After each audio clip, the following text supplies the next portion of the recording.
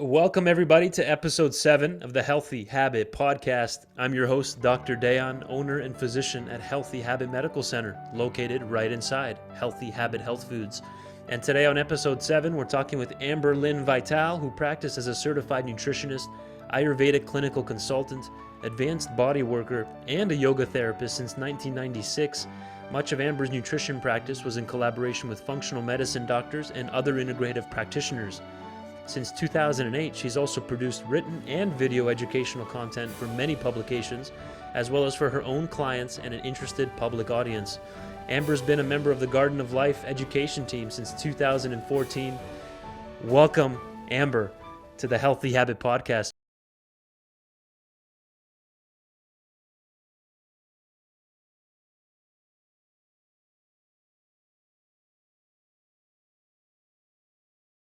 Our first episode here with the wonderful company, Garden of Life. Amber, we've been talking with you on Healthy Habit Radio back on 1100 KFNX. How are we doing, Amber? Doing good. Yeah, I know you made me clean up and everything now that I have to be on video. Can't just do that hidden radio show anymore. No, that looks perfect. The background and lighting is ready to go and on point. Amber, tell us about your journey to health and towards Garden of Life as a company. Maybe then we can segue in why it's such an amazing company. Okay. Well, other than fourth grade and the 4 food groups, my journey started in earnest probably in 1996. I worked in my first health food store in Healdsburg, California, and got into Ayurvedic medicine and nutrition and massage therapy and yoga therapy, and kind of never looked back from there. I was attending expos a lot since 2010, and met up with Brian Ray of Garden of Life several times, and ultimately joined the team to have this great platform to be able to really educate not just about our supplements, but about the greater concept of health, self-care, agriculture, true sustainability, global trade. These are all the issues that come up when you're looking at a clean supplement line like we endeavor to put forward. Perfect. And we've been partners with Garden of Life for over 15 years at this point. One of the products that really stands out in this company is the different variety of protein powders, protein supplements that we have available. And we'll segue in a moment here into the brand new ones here, the creamy proteins. But tell us about, in general, the protein products with Garden of Life. How clean are they? How are they certified? Why do they stand out compared to, let's say, other protein supplements out there on the shelves? Yeah, and protein is something we started very early on with our original raw protein. And I always joke, we got all the granola crunchy people early on with the raw protein, because it was like leaves and twigs and bark and cacao. It was just like opening the carob bin at the health food store. It's just super, super. It was so gritty. It had to be healthy. It had to be good for you, So, we've had people on that for a long time, and gradually to try to attract new taste buds that are used to a milkshake in an Outburger, we have had to work on better taste profiles. Creamier texture in a protein holds a better taste profile that the average person might be more familiar with. When you say you want a vanilla protein shake, you're thinking milkshake if you're part of the mainstream. And a lot of these healthier, proteins, cleaner proteins, better made proteins don't always have that quality. And so we're working to really merge that over the years. We've gotten better and better at it. But what is clean protein? I mean, I think the thing that is so important for me to share is, in a plant protein, you have to concentrate so much plant material. And the part of the plant that yields the protein is always the seed, the nut, the grain, the legume. Those are all seeds, right? You can sprout any one of them. They hold this storage protein. And so if you are looking for a plant-based protein, or you have a plant-based diet or a strict vegan diet, you have to use multiple seeds, nuts, grains, and legumes to accomplish a complete, not just all the amino acids, but the right ratios, so that your body can rebuild itself on a daily basis. If you don't have the right ratios, your body will fail to build something, and you'll waste the rest of the amino acids in that food that you're eating. You'll just urinate them out, and it'll put a stress, on the kidneys. This is where people say, doesn't excess protein stress the kidneys? Yes, when you're wasting it without the pairing up of the proper amino acids. So if you're talking a bag of brown rice to make a scoop or two of brown rice protein, that brown rice had better be clean. If it is not clean, if it's sprayed with glyphosate, which rice has been sprayed with glyphosate since 1980, which is the main ingredient in Roundup, right, to dry it. If it's sprayed with pesticides, if it has fungicides, if it has processing chemicals, and you're concentrating all of that, you are taking in more chemicals than if you just had a bowl of wheat berries, or a bowl of rice, right? So this is just what I really need people to know about their protein products. They think, oh, it's just a supplement. I eat clean the rest of my diet, so this is fine. Your supplement is more concentrated than your dinner plate. So it's more important that it be clean. And when you look at a company like Garden of Life, and how we've grown, and probably in this industry, how much raw material we have to source, we have an impact on the places we source from. And so if we demand organic certification, if we demand non-GMO project verification, if we demand chemical analyses for pesticides to make sure everything's being done the way it's supposed to, then we are making agriculture better and life cleaner for the people who live where we are sourcing. If we're getting brown rice from Vietnam and Cambodia, and we're pushing for organic, and we're pushing for low heavy metals, we are changing the environment that people live in there for the better. So it is a force for good. You do have that kind of pry bar to kind of change things globally when you're sourcing so much of these raw materials. And so our proteins, by and large, in the plant category are organic. They are non-GMO project verified. And I think it's important because people talk about heavy metals a lot, and you can see all kinds of exposés on heavy metals out there. And I just like to address it head on, because if you are looking at plant proteins, there will always be earth elements in there. It's impossible to avoid. This plant is growing directly in the soil. The plant doesn't have a liver.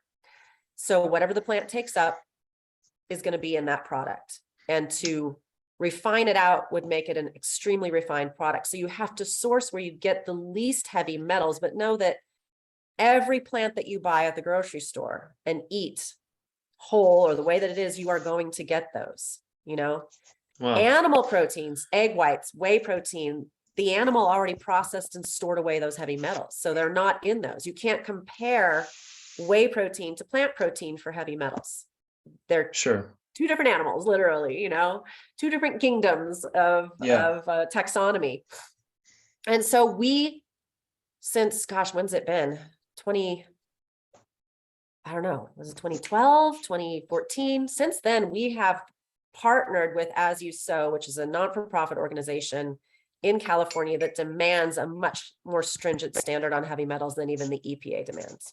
So we are beholden to the standards that they hold us to, which is more stringent than the EPA standards. And every one of our products can be pulled off the shelf and sampled by them at any given time, and we have to be under those limits. And the way that you know that as a consumer is that if you buy a product and it has a little sticker on it that says this product is known to residents of the state of California to cause fetal harm or cancer or birth defects, or that it's over the Prop 65 limit for California. Okay. All of our products are in California, and they're in Arizona, and they're in Canada, and they're in the UK, and they are all the same. And they all test low enough to be below that Prop 65 standard and not have to have that sticker. So we don't have a product at Garden of Life that has to carry that sticker. And that's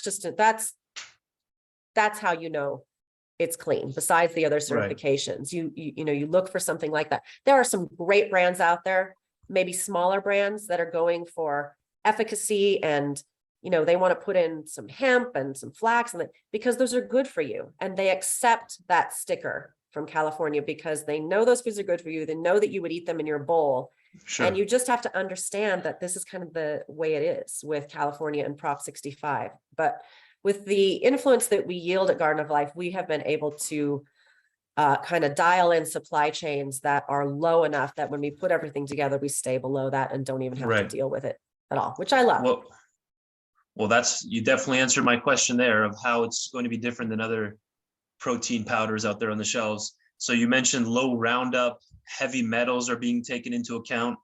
And that's on a more strict measure than the EPA standards because it's Azuso certified. You said a California certification. Is that correct? It's below the Prop 65. Wow. Right. Limits. And then we don't actually have a certification from California. We have an agreement, okay. A legal binding Got agreement. it. Amazing. And all the Garden of Life protein powders are going to be organic and non-GMO certified and guaranteed to have those low, very low contents of the heavy metals. Give some examples of those heavy metals, Amber, and why are they an issue? And I'm pretty sure that's hinting, correct me if I'm wrong, that other protein powders are therefore going to have a bit more heavy metals than the ones that we're discussing in. They may and they may not, and they Okay. may this round and they may not the next round. And it might, with supply chain issues since 2020, Okay. I think we probably have seen a lot more of that because a company is just like, shoot, we can't get our rice from so-and-so and we have to pivot and go get it here. And we don't have time to, look for something that's lower metals. And so, it can vary. And this is why you see these big reveals and these laboratory tests every once in a while. Sure. And so lead is a big one.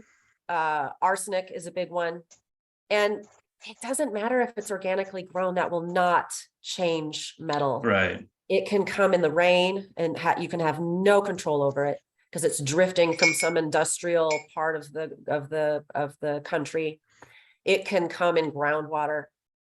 It can be there naturally and just be pulled up by a plant like rice, which is a chelating plant. What that means is rice is really good at pulling that out of the soil. Hemp is really good at pulling that out of the soil. So it will accumulate in some of these bioaccumulating plants. That doesn't negate their benefit to you. You just have to really test the soil before you start growing there. And when you're sourcing globally, that may or may not have been done. So it takes a lot of background research to find an area that isn't suffering from that. Another one is cadmium. And it's not so much in the rice or the hemp or the flax or the chia, it's in cacao. And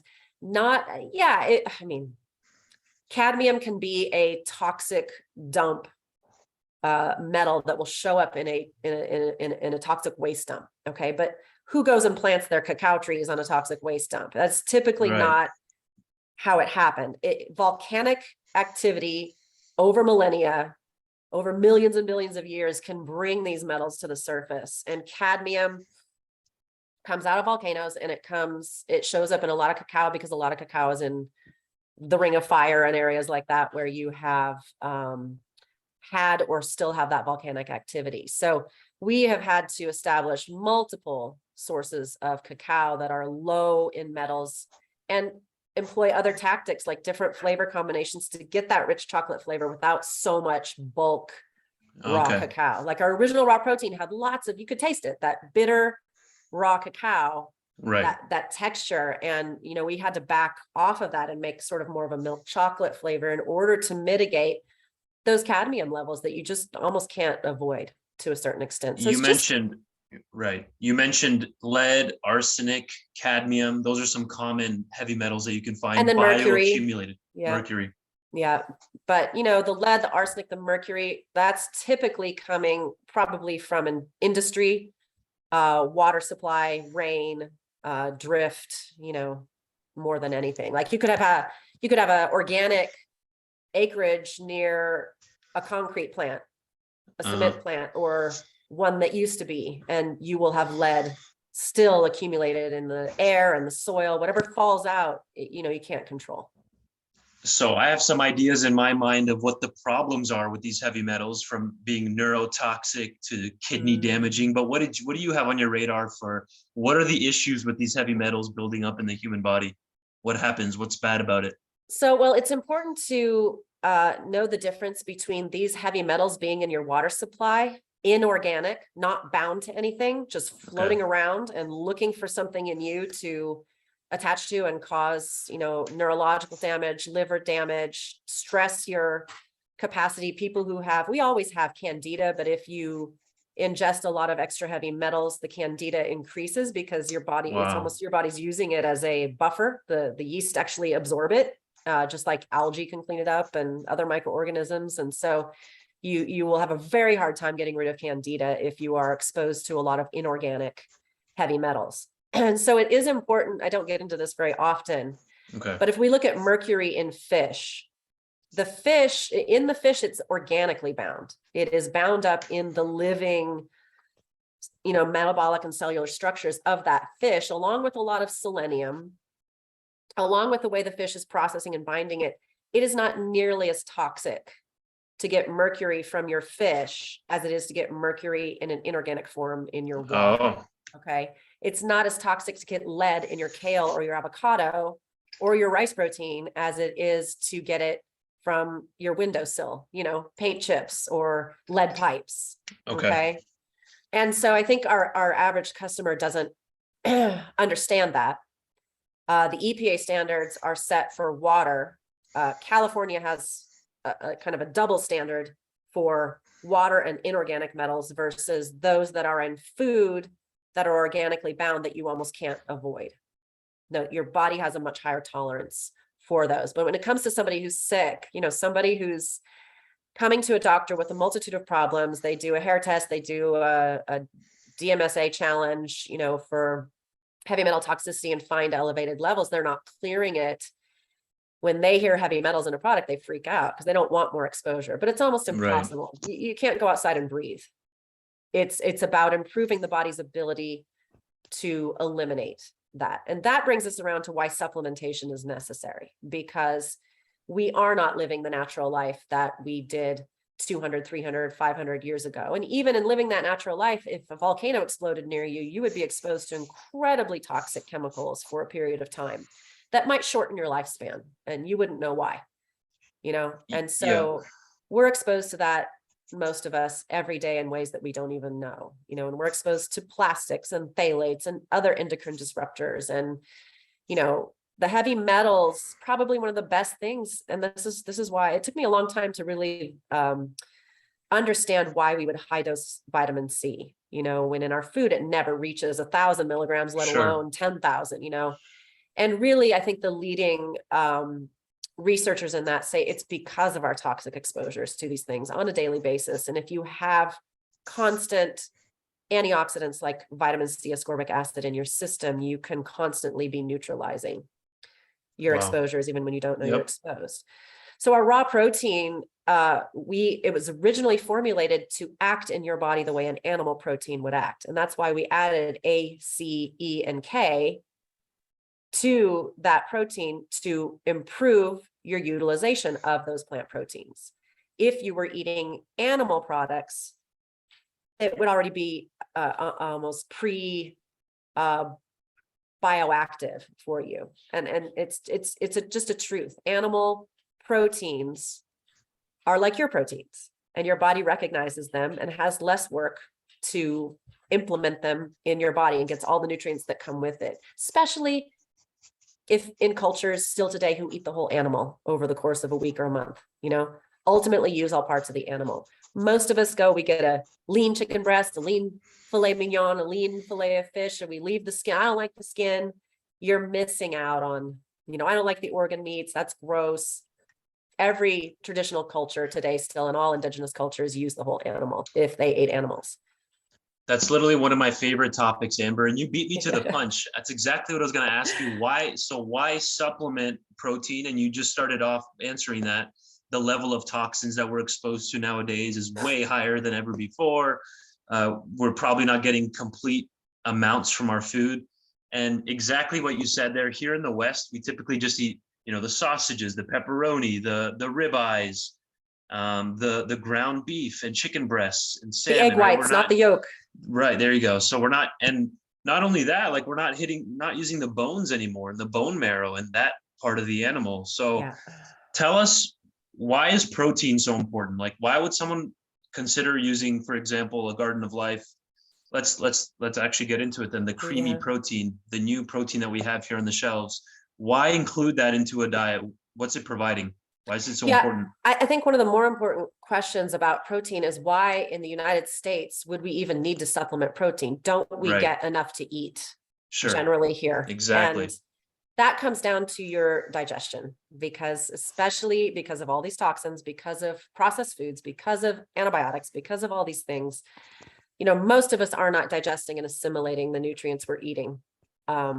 the way that we should be. We're not eating the right things together either. There's going to be a difference between a hamburger with all the fixings and, a grass-fed steak with a side of garden fresh vegetables and some sweet potato. Your body's going to see that differently and be fighting the toxins in that fast food, whereas it won't in that other type of a plate. So when we supplement a clean protein in a protein powder, it's not as good as steak on a plate. I'll give you that. I love to just eat, but that you're getting a certain number of grams of protein, what your amino acid ratio is, and it's made in such a way to be very digestible. Plant protein, seeds, nuts, grains, and legumes are seeds. They don't want to sprout.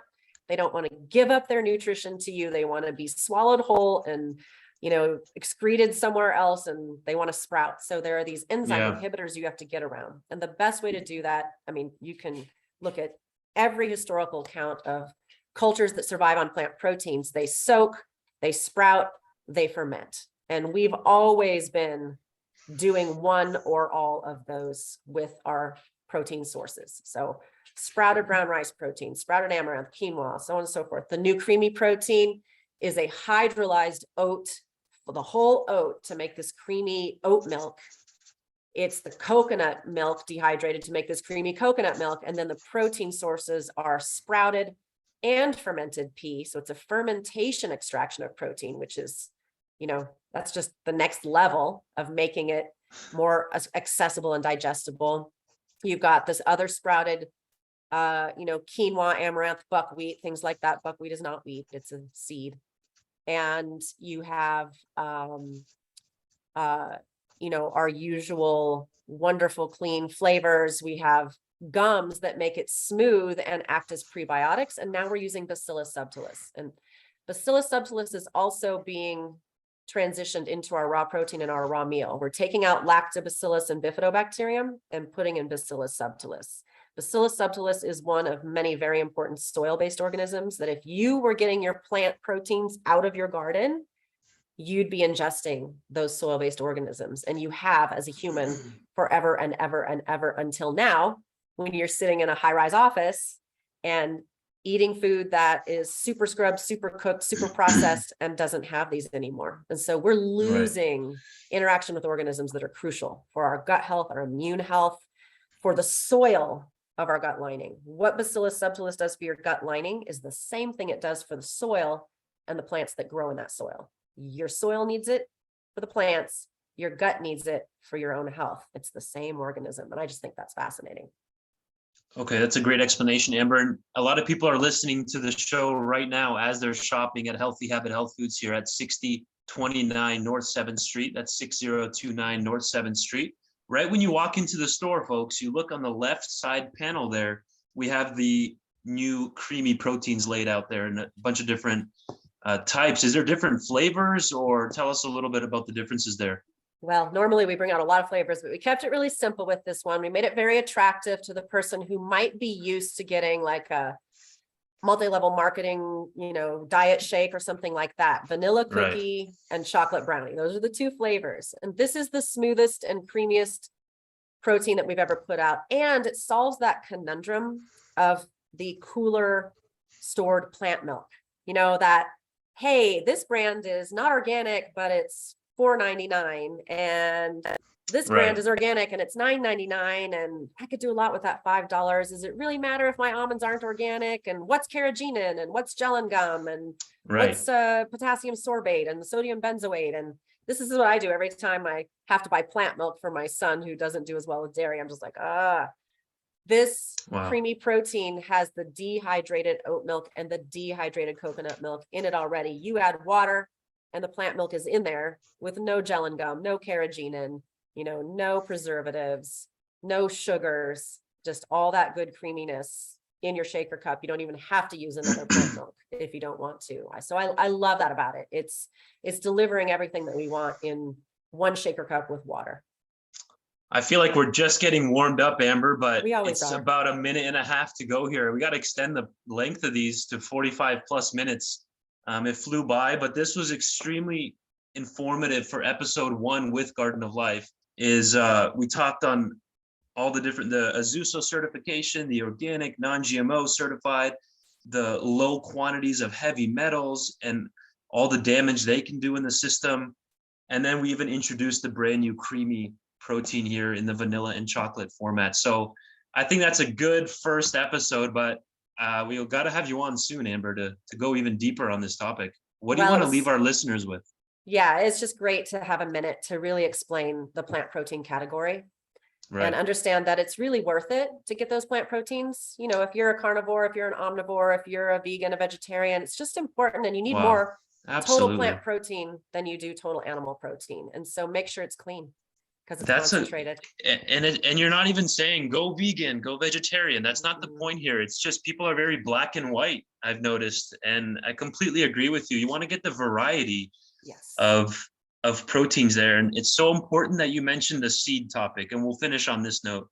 I've noticed that clinically as a hidden root cause of a lot of gut issues.